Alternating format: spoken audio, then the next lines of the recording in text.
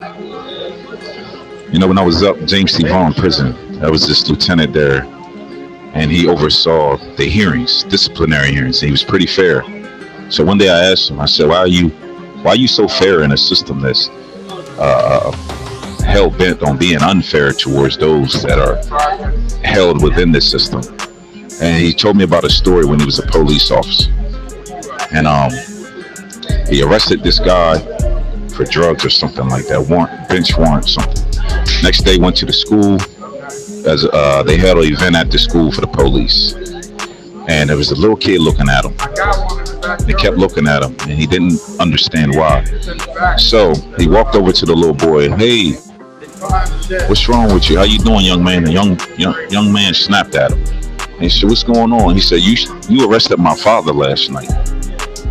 He said that in that moment he realized the residual effects that policing and our system of criminal punishment has on families and children and communities. And so now he goes out of his way to try to be as fair as possible to those within the system.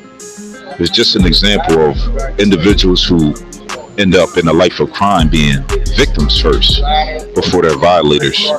By taking that young man's father, his chance of going to prison increased significantly. His chances of dropping out, of abusing drugs, all of those things shot up because he was victimized through the removal of his father.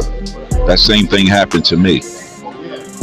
We look at these young boys in the streets committing crimes, and we don't ask what happened to them.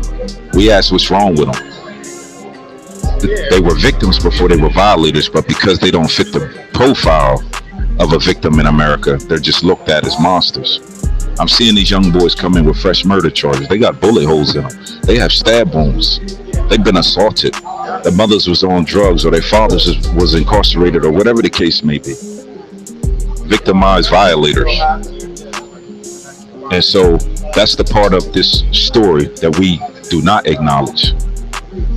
We don't arrest those people who victimize individuals who commit crimes later in life. Victimized violators. I was a victim before I was a violator. This is not, casting blame. This is simple physics, cause and effect. But I refuse to take on that victimhood identity. So because you fail to recognize that, you're going to be forced to reckon with the fact that I'm a survivor. And I will overcome. This is Fennell Unchained.